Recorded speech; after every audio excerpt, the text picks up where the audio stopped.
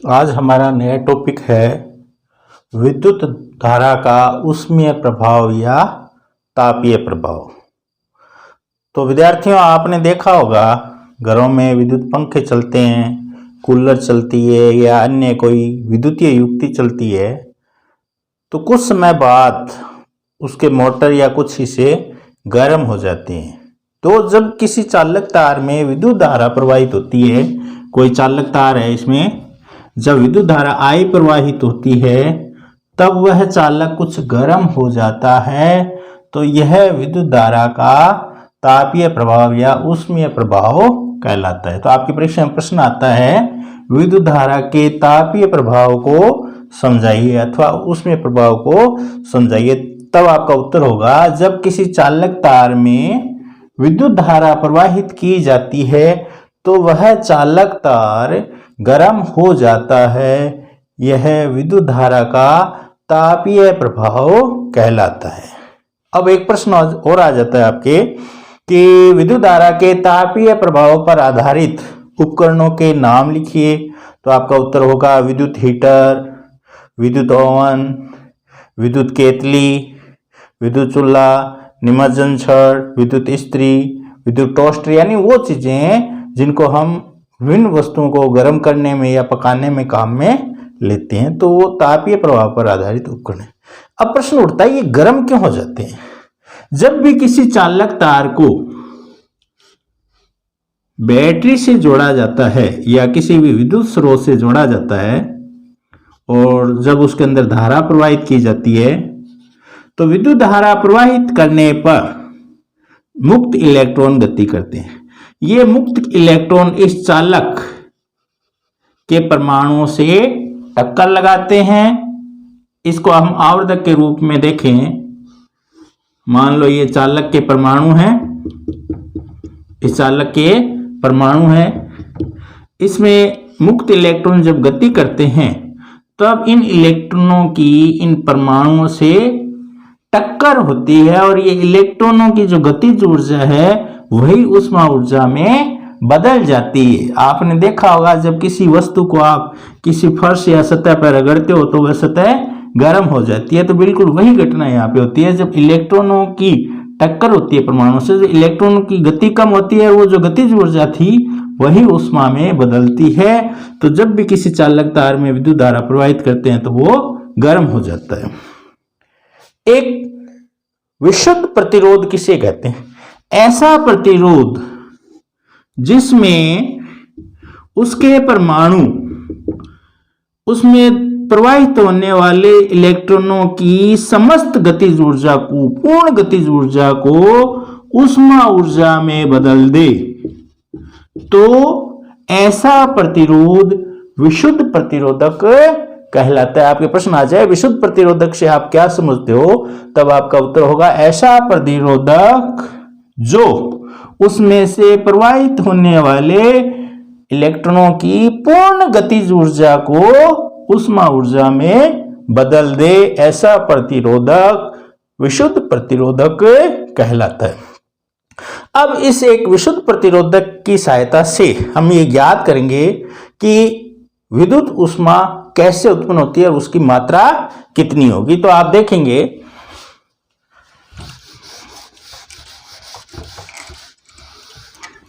हमने कोई विशुद्ध प्रतिरोधक R लिया है और इसको किसी विद्युत स्रोत से जोड़ दिया।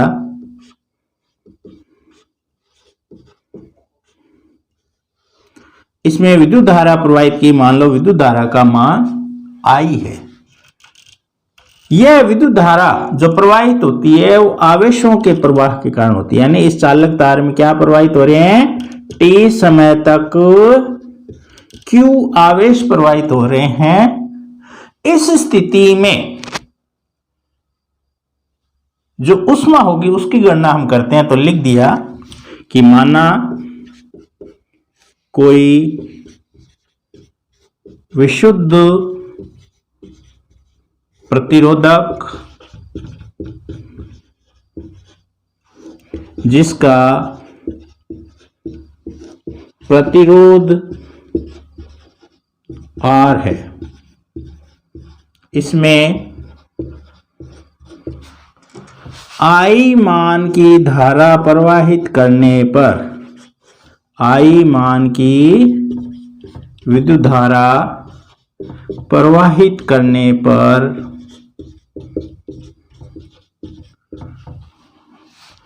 सिरों पर उत्पन्न विभवांतर, सिरों पर उत्पन्न विभवांतर V है। यानी हमने इसमें I मान की धारा प्रवाहित की तो इस चालक के सिरों पर जो उत्पन्न विभवांतर है वो कितना है? V। इस चालक तार के सिरों पर विभवांतर V है। यदि हमने माना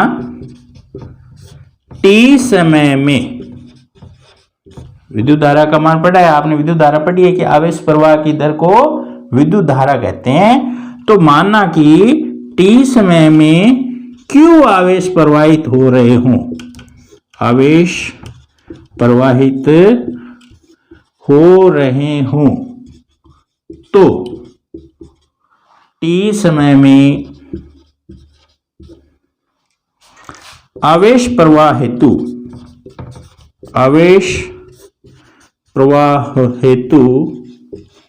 किया गया कार्य लिखोगे। जो कार्य होगा, कहने मतलब t समय में जो q आवेश प्रवाहित हुआ है उस q आवेश को प्रवाहित करने में कितना कार्य करना पड़ा, तो वो जो कार्य का मान होता है विभवांतर गुणा आवेश के बराबर। जो कार्य का मान होगा वो उस चालक तार के सिरों पर उत्पन्न विभवांतर और चालक में प्रवाहित आवेश के गुणनफल के बराबर होता है। कार्य को लिख देंगे W, विभवांतर को लिख देंगे V और आवेश को लिख देंगे Q। आपने पढ़ा है, इस Q की जगह हम Q का मान रखते हैं। आपने पढ़ा है विद्युत धारा I जो होता है उस आवेश प्रवाह की दर को विद्युत धारा कहते हैं, और आपने सूत्र लिखा था I बराबर आवेश बट्टा प्रवाहित आवेश बट्टा प्रवाह में लगा समय। तो Q बराबर क्या आ जाएगा, जो इधर T बट्टा में इधर आके गुणा में हो जाए तो Q बराबर हो जाएगा IT। तो इसमें इस समीकरण 1 में Q का मान रख देंगे तो W बराबर सूत्र हो जाएगा V, Q की जगह मान रख देंगे IT। ये जो किया गया कार्य है विशुद्ध प्रतिरोध में, ये किया गया कार्य ही पूर्ण रूप से ऊष्मा में परिवर्तित हो जाता है। तो लिख देंगे विशुद्ध प्रतिरोधक में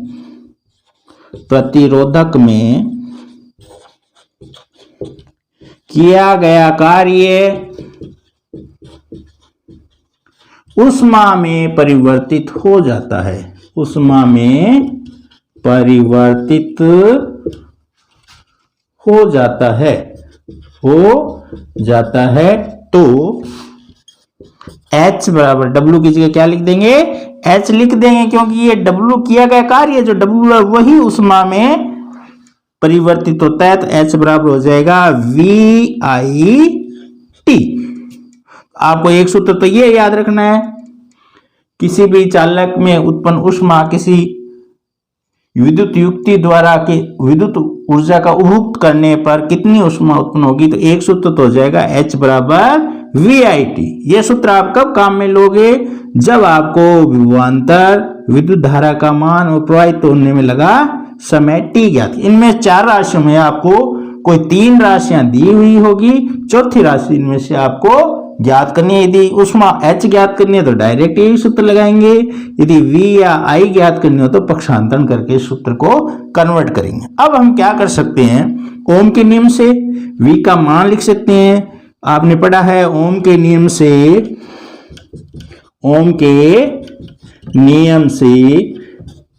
V बराबर होता है IR।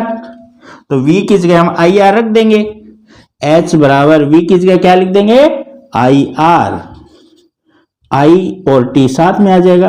तो देखोगे आप I कितनी बार आया हुआ है, 2 बार आया हुआ है, तो I स्क्वायर हो जाएगा। H बराबर आई स्क्वायर आर टी। दूसरा सूत्र आपको ऊष्मा ज्ञात करने का ये। तो ये कब ज्ञात, इस सूत्र का उपयोग कब करेंगे, जब आपको विद्युत धारा आई का मान, प्रतिरोध आर का मान और प्रवाहित होने में लगा समय टी का मान दिया हो, तब आप विद्युत ऊष्मा ज्ञात करने के लिए इस सूत्र का उपयोग करोगे।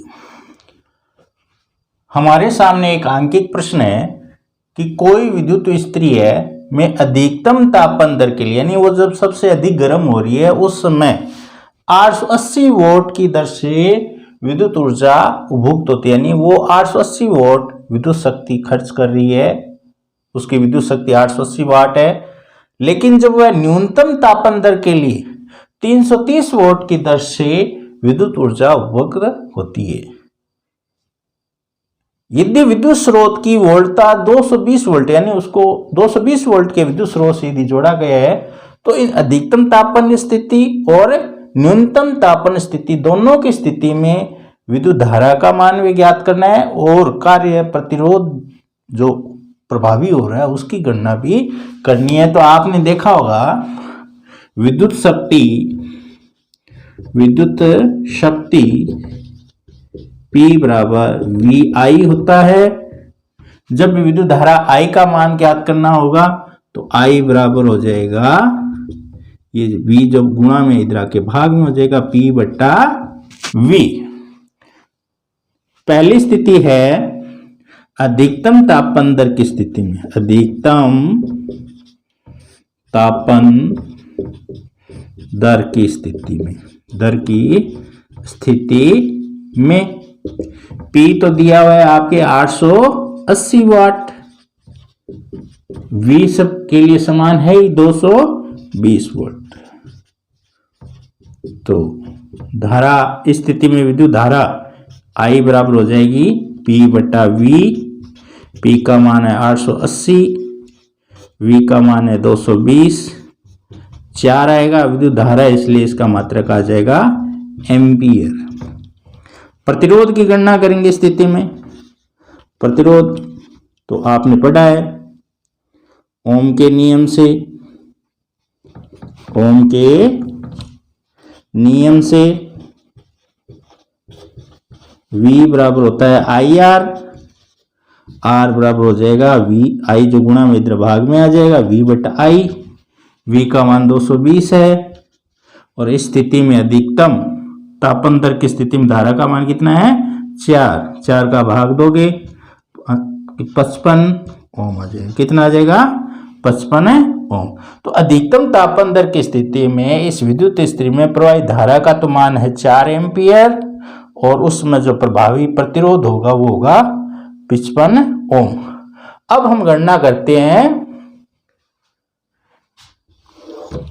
न्यूनतम तापमान दर की स्थिति में। दूसरी स्थिति होती है न्यूनतम तापमान दर की स्थिति में। सबसे पहले विद्युत धारा आई ज्ञात कर लो। तो न्यूनतम तापमान दर की स्थिति में विद्युत उपभोग किस दर से होती है 330 वाट। तो P बराबर हो जाएगा 330 वाट। वोल्टा V का मान 220 ही है, दोनों स्थिति में 220 वोल्ट से ही जुड़ा है ये। तो हम ज्ञात कर लेंगे I बराबर P बटा V। P का मान है 330, V का मान है 220, 0 से 0 कटेगा, 33 में 22 का भाग देंगे आएगा तो 1.5 एम्पियर। तो इस स्थिति में प्रवाहित धारा का मान कितना होगा 1.5 एम्पियर। इस स्थिति में प्रतिरोध की गणना करेंगे तो ओम के नियम से वही हो जाएगा। ओम के नियम से V बराबर होता है IR, R बराबर हो जाएगा V बट्टा I। V 220 वोल्ट है और इस स्थिति में प्रवाहित धारा कितनी है 1.5 एम्पियर। गुणा भाग करोगे आप तो यहाँ पे पॉइंट हटाएंगे, 220 गुणा 10 कर देंगे, नीचे हो जाएगा 15।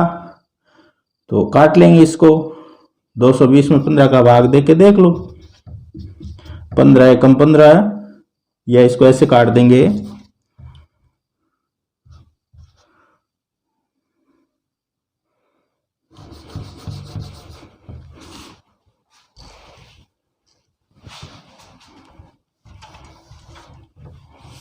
इसको 2200/15 कर सकते हैं। 2200 में 15 का भाग दे लो, 15 एकम 15 बच गए 7, उतारा 0, 15 चौके 60 बच गए 10, उतारा 0, 15 छक्के 90 बच गए 10, पॉइंट लगा के यहाँ 0 लगा देंगे तो नियर अबाउट 15 7 105 नियर अबाउट कर देंगे तो ये आता है 146.7 ओम। तो इस तरीके से हम अधिकतम तापमान दर की स्थिति में विद्युत धारा और प्रतिरोध, न्यूनतम तापमान दर की स्थिति में विद्युत धारा और प्रतिरोध है विद्युत शक्ति।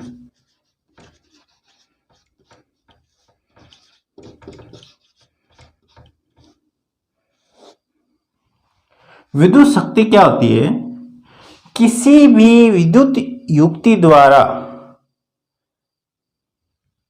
जो विद्युत ऊर्जा उपभोग करने की दर है उसको विद्युत शक्ति कहते हैं। तो किसी विद्युत युक्ति द्वारा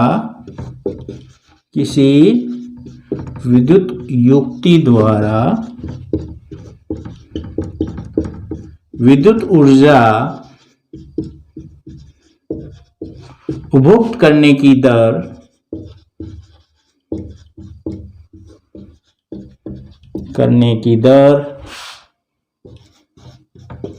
विद्युत शक्ति कहलाती है। विद्युत शक्ति कहलाती है।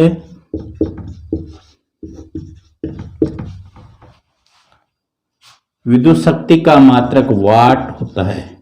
विद्युत शक्ति का मात्रक आपको पूछा जा सकता है विद्युत शक्ति का मात्रक लिखिए तो आप लिखो विद्युत शक्ति का मात्रक वाट होता है। ध्यान देंगे हमने क्या लिखा है? विद्युत युक्ति द्वारा विद्युत ऊर्जा उपभोग करने की दर, माना t समय में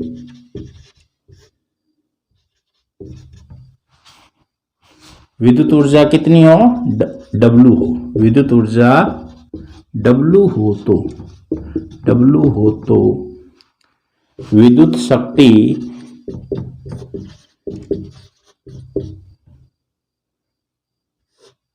बराबर क्या होगा? विद्युत ऊर्जा बटा लगा समय। इतनी विद्युत ऊर्जा उपभोग करने में जो समय लगा वो भाग में आ जाएगा। विद्युत ऊर्जा शक्ति को P के द्वारा लिखें, विद्युत ऊर्जा को W के द्वारा लिखें, लगा समय हो जाएगा T। अब आपने पीछे भी पढ़ा है कि विद्युत ऊर्जा किए गए कार्य के बराबर होती है और आपने पढ़ा है कार्य W बराबर जो आपने पढ़ा था आपने VIT। तो W का मान क्या रख देंगे? VIT लिख देंगे। P बराबर W की जगह क्या लिख देंगे? VIT। बट्टे में T है, T से T कैंसिल हो गया, P बराबर बच गया VI। एक तो विद्युत शक्ति ज्ञात करने का सूत्र ये। दूसरा हम ओम के नियम से V का मान भी रख सकते हैं तो नया फार्मूला आ जाएगा। ओम के नियम से I का मान भी रख सकते हैं तो नया फार्मूला आ जाएगा। तो देखेंगे ओम के नियम से V बराबर होता है IR, I बराबर होता है V बटा R बराबर होता है V बटा I। तो हम बारी बारी से V की जगह एक बार तो ये लिख देंगे, P बराबर हो जाएगा V की जगह IR रख देंगे, P की जगह क्या लिख देंगे? IR रख देंगे। इस V की जगह लिख दिया IR, गुणा में R और है तो I दो बार गुणा में इसलिए I स्क्वायर कर देंगे। एक दूसरा सूत्र हो गया P बराबर I स्क्वायर R। दूसरा सूत्र ये। यदि आप इस I की जगह V बटा रखते हो तो नया सूत्र क्या बन जाएगा? या P बराबर हो जाएगा V तो अपनी जगह रह गया, गुणा I की जगह क्या लिख देंगे? V बटा R। तो सूत्र हो जाएगा V स्क्वायर बटा R। हमें जो राशियां दी गई है उसी राशियों के हिसाब से हम विद्युत शक्ति की गणना कर सकते हैं। एक सूत्र आता है जो मुख्य सूत्र होता है P बराबर VI, दूसरा सूत्र होता है P बराबर I स्क्वायर R, तीसरा सूत्र होता है P बराबर V स्क्वायर बट्टा R। ये कुछ नहीं है, V और I में हम क्या करें, V या I का मान रखने हैं ओम के नियम से। एक बार हमने V बराबर IR रखा, तब सूत्र बन गया V बराबर I स्क्वायर R। तीसरी बार हमने क्या रखा, I का मान रख दिया, I का मान होता है V बट्टा R, I की जगह V बट्टा R रखा तो सूत्र बन गया V स्क्वायर बट्टा R। तो जो सूत्र की हमें आवश्यकता होती है उसी के द्वारा हम गणना कर सकते हैं। हमारे सामने नया अंकित प्रश्न है कि कोई 4 ओम का प्रतिरोधक, 4 ओम का प्रतिरोधक, तो प्रतिरोध R दिया हुआ है 4 ओम, प्रति सेकंड समय t हो गया 1 सेकंड, 100 जूल उष्मा उत्पन्न कर रहा है। उत्पन्न उष्मा की मात्रा कितनी है, 100 जूल। तो प्रतिरोधक के सिरों पर उत्पन्न विभवांतर ज्ञात कीजिए। तो विभवांतर V ज्ञात करने के लिए आपको ओम के नियम में पढ़ा है कि V बराबर होता है IR, यानी विद्युत धारा I चाहिएगी और प्रतिरोध R चाहिए। तो यहाँ पे आपको I दी नहीं है, विद्युत धारा दी नहीं है, तो विद्युत धारा पहले हम ज्ञात करेंगे, वो ज्ञात करेंगे इस ऊष्मा से। तो परिपथ में विद्युत धारा I हो तो उष्मा H बराबर क्या होता है, I स्क्वायर RT। तो I हमें ज्ञात करनी है, I स्क्वायर, तो RT इधर गुणा में भाग में आ जाएगा, H बट्टा RT। H का मान दिया हुआ है 100, R का मान 4, T का मान 1, I स्क्वायर बराबर आ जाएगा 100 में 4 का भाग दोगे 25। यहाँ I स्क्वायर बराबर है, अपने को चाहिए विद्युत धारा I, तो इस 25 का वर्गमूल कर लेंगे, कितना आएगा 5 एम्पियर। अब हमने धारा I ज्ञात कर ली है, तो विभवांतर ओम के नियम से ज्ञात कर सकते हैं। ओम के नियम से V बराबर IR होता है, I का मान है 5, R का मान दिया है 4, 5 के 20, V विभवांतर, तो मात्रक आएगा वोल्ट। तो इस तरीके से हम विभवांतर की गणना कर सकते हैं। हमारे सामने एक नया प्रश्न है, नया सवाल है कि कोई विद्युत बल्ब है जो 220 वोल्ट के स्रोत से जुड़ा हुआ है। तो V बराबर आ गया 220 वोल्ट। विद्युत बल्ब में प्रवाहित विद्युत धारा का मान 0.50 एम्पियर हो तो I बराबर आ जाएगा 0.50 एम्पियर। सवाल में पूछ रहा है इस विद्युत बल्ब की विद्युत शक्ति P ज्ञात कीजिए। तो आप देख रहे हो P VI है, तो विद्युत शक्ति P का सूत्र लगेगा P बराबर VI। तो P बराबर V का मान 220, I का मान 0.5, मान आ जाए, इनका गुणा करेंगे। आप देख सकते हो पॉइंट के बाद 2 अंक है, तो सरल करने के लिए सरल युक्ति ये है, 50 कर दो इसको, पॉइंट के बाद 2 अंक है, 2 जीरो आ जाएगा, 0 से 0 गया, 0 से 0 गया, 22 पंजे 110 P ज्ञात करें तो मात्रा क्या आ जाएगा, वाट। तो इस तरीके से हम विद्युत शक्ति की गणना कर सकते हैं।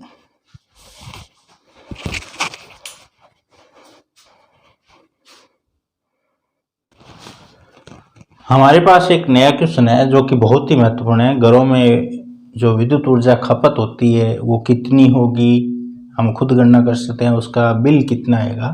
तो एक सवाल है आपके यहाँ पे कि किसी घर में 100 वाट के 2 बल्ब प्रतिदिन 3 घंटे जलते हैं और 400 वाट का कोई रेफ्रिजरेटर या फ्रिज है, प्रतिदिन 4 घंटा चलता है। एक दिन में बल्ब तो चलते हैं 2 घंटे जो कि 100 वाट की शक्ति के हैं, और जो फ्रिज है वो है 400 वाट का जो प्रतिदिन 4 घंटे चलता है। 3 रुपए प्रति किलोवाट घंटा, यानी 3 रुपए यूनिट के हिसाब से, और 30 दिन तक यदि लगातार इसे ही चलाते हैं तो विद्युत ऊर्जा का मूल्य क्या होगा, यानी कितना पैसा चुकाना पड़ेगा। तो खर्च विद्युत ऊर्जा ज्ञात करने का तरीका क्या होता है, कोई भी उपकरण आप चला रहे हो उसकी शक्ति कितनी है वो देख लो, उस विद्युत शक्ति को वो प्रतिदिन कितने घंटे चल रहा है वो देख लो, और उनकी संख्या कितनी, उनका आपस में गुणा कर दो, वो एक दिन का आ जाएगा। ऐसे जितनी युक्तियां उनका अलग अलग कर लोगे ऐसे, और उनको जोड़ दोगे, एक दिन का समय कित हो जाएगा, 30 दिन होते हैं तो इंटू 30 दिन कर दोगे, वो सारी यूनिट आ जाएगी, उसको जितने प्रति यूनिट का मूल्य दिया हुआ है उसको गुणा कर दो, कुल मूल्य या बिल आ जाएगा। अभी तो करते हैं इसको। तो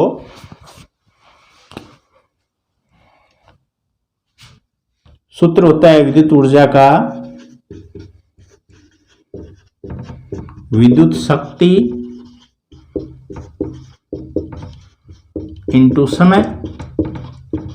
तो आप देखोगे जो बल्ब है उसकी शक्ति है 100 वाट, 100, समय कितना है प्रतिदिन 3 घंटे। ये तो एक बल्ब का है, लेकिन बल्ब कितने हैं 2, तो उनकी संख्याओं से और गुणा करते हैं। तो आपको हर सवाल में ऐसे ही करना है, जो विद्युत युक्ति है उसकी शक्ति को, वो प्रतिदिन कितने घंटे चलता है उसको, वो उसकी संख्या कितनी, 1 है तो इंटू 1 रह जाएगा, 2 है तो इंटू 2 कर दोगे। फिर नया उपकरण क्या है, एक फ्रीज है जिसकी शक्ति कितनी है 400, कितने घंटे चलता है प्रतिदिन 4 घंटे, संख्या कितनी है 1। तो कर लीजिए, 3 दूनी 6, 6 को 100 से गुणा करोगे 600 प्लस 4 एकम 4, 4 को 4 से गुणा करोगे 1600, 4 को 400 से गुणा किया तो 1600, 1600 600 जोड़ोगे तो कितना आ जाएगा 2200 वाट इंटू समय आपने घंटा में लिए तो वाट इंटू घंटा। इनको किलोवाट में बदलोगे तो 1000 का भाग दे दोगे, या क्या करोगे 2200, पहले आप 30 दिन का ज्ञात कर सकते हो। 30 दिन में वह विद्युत ऊर्जा एक दिन कितनी आई 2200 वाट आई, इंटू 30 कर देंगे, 3 जीरो ऐसे कैसे, 3 दूनी 6, 3 दूनी 6, ये आई 67,000 वाट इंटू घंटा। लेकिन अपने को जो बिल आता है वो किलोवाट घंटा में आता है, तो वाट इंटू घंटा वो किलोवाट घंटा में बदलेंगे तो 1000 का भाग दे देंगे, 66,000 बटे 1000 काट दो, कितना आया 66 किलोवाट घंटा आ गया। इसको यूनिट भी कहते हैं।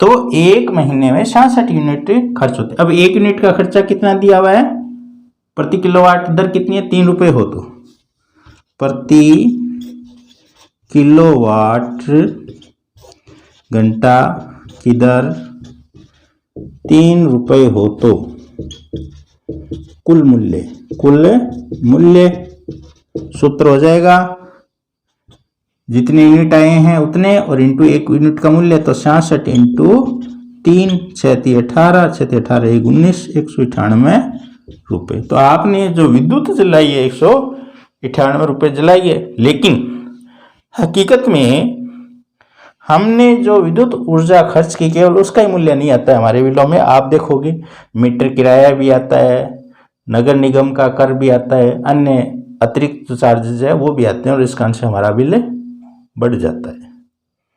तो इस तरीके से आप विद्युत ऊर्जा की गणना करके और मासिक उपभोग की राशि भी ज्ञात कर सकते हैं। हमारे परीक्षा में प्रश्न आता है विद्युत शक्ति का जो मात्रक वाट है उसको परिभाषित कीजिए। तो आपने सूत्र पढ़ा है विद्युत शक्ति P बराबर VI, V है विभवांतर, इसका मात्रक वोल्ट, I है विद्युत धारा, इसका मात्रक एम्पीयर। यदि इन दोनों के मान एक एक ले लें तो जो विद्युत शक्ति का मान आता है वो होता है 1 वाट। तो इसको परिभाषित कैसे करेंगे, यदि कोई विद्युत उपकरण या विद्युत युक्ति में 1 वोल्ट विभवांतर पर प्रवाहित धारा का मान 1 एम्पीयर प्रति सेकंड हो तो उस उपकरण की विद्युत शक्ति 1 वाट होती है। किसी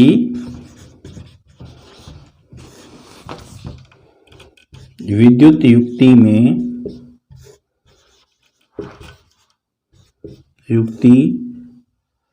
1 वोल्ट विद्युत युक्ति में 1 वोल्ट विभवांतर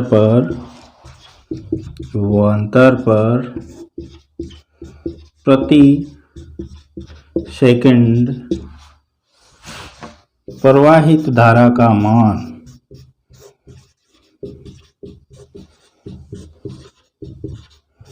1 एम्पियर हो तो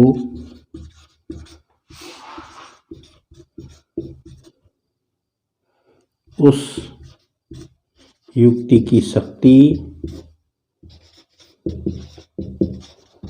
1 वाट होती है। 1 वाट होती है। तो यानी कोई भी उपकरण है, कोई भी विद्युत युक्ति है, वो 1 वोल्ट विभवांतर पर जोड़ने से यदि उसमें प्रति सेकंड 1 एम्पीयर की धारा प्रवाहित हो तो उस उपकरण की शक्ति 1 वाट होती है। प्रश्न आता है, जूल का तापन नियम लिखिए। जूल का तापन नियम लिखिए। तो जूल का तापन नियम क्या है? आपने देखा होगा कि उत्पन्न ऊष्मा जो होती है H बराबर, आपने सूत्र ज्ञात किया था I² RT। इसी से जूल का तापन नियम बनता है। पहला नियम क्या है?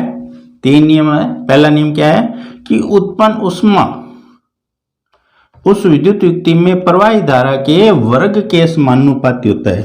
तो उत्पन्न ऊष्मा का मान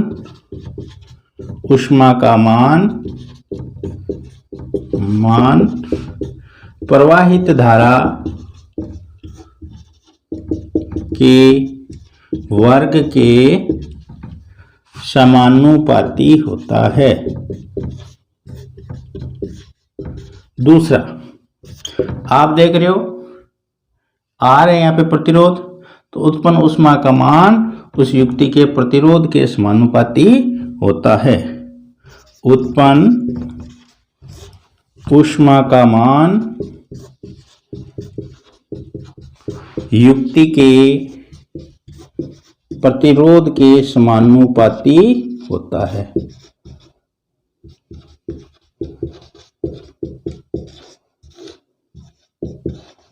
और तीसरा नियम क्या बन रहा है? यदि प्रवाही धारा का समय अधिक होगा तो उत्पन्न ऊष्मा अधिक होगी, प्रवाही धारा का समय कम होगा तो उत्पन्न ऊष्मा भी कम होगी। तो उत्पन्न ऊष्मा का मान प्रवाहित धारा के समय के समानुपाती होता है। कहने का मतलब इन तीनों में से कोई भी राशि बढ़ जाए तो उत्पन्न ऊष्मा का मान भी बढ़ जाता है, और ये तीनों नियम ही जूल के तापन नियम कहलाते हैं। प्रश्न आता है, किलोवाट घंटा व जूल में संबंध स्थापित। आपने पढ़ा कि विद्युत ऊर्जा मापने की जो बड़ी इकाई होती है घरों में मीटर में जो मापी जाती है वो किलोवाट घंटा, जिसको यूनिट भी कहते हैं, वो होती है। तो प्रश्न पूछ रहा है अपने को किलोवाट घंटा व जूल में क्या संबंध होता है, तो हम संबंध स्थापित करेंगे। तो हम लिखते हैं किलोवाट घंटा, इसको हम छोटी इकाई में बदलेंगे। किलो का मतलब 1000, उसके मान में बदलेंगे गुणा वाट। 1 घंटे में सेकंड होते हैं, 60 × 60 लिख सकते हैं। पहले तो मिनट में बदलेंगे तो 1 घंटे के मिनट हो जाएंगे 60, फिर 1 मिनट में सेकंड होते हैं, वो होते हैं 60 सेकंड। आप डायरेक्ट 3600 सेकंड भी कर सकते हो। तो गुणा करेंगे 6 छक्के 36, ठीक है, इंटू कितने जीरो आएंगे? देखो 3 2 5 जीरो आएंगे, 5 जीरो आ गए, वाट इंटू सेकेंड, वाट इंटू सेकेंड। यहाँ पे पॉइंट लगा दें तो 3.6 कितने अंक हो जाएंगे पॉइंट के बाद में? 1 2 3 4 5 6 हो जाएंगे। तो लिख देंगे पॉइंट यहाँ लगाएंगे तो पॉइंट के बाद में 6 अंक हो जाएंगे, तो 10 की पावर 6 लगा देंगे, वाट इंटू सेकेंड। 1 वाट इंटू सेकेंड जो होता है वो 1 जूल के बराबर होता है। वाट इंटू सेकेंड किसके बराबर होता है? जूल के बराबर होता है। तो यहाँ लिख देंगे, तो जहां वाट इंटू सेकेंड आया उसकी जगह क्या लिख देंगे? जूल लिख देंगे। तो मान हो जाएगा 3.6 इंटू 10 की पावर 6 जूल। यानी 1 किलोवाट घंटा जो है, 1 किलोवाट घंटा, जिसको आप यूनिट भी कह सकते हो, अगर उसको जूल में बदलेंगे उसका मान आएगा 3.6 इंटू 10 की पावर 6 जूल। तो आपको इसे 1 नंबर के सवाल में पूछ सकता है या डायरेक्ट गणना करना भी पूछ सकता है।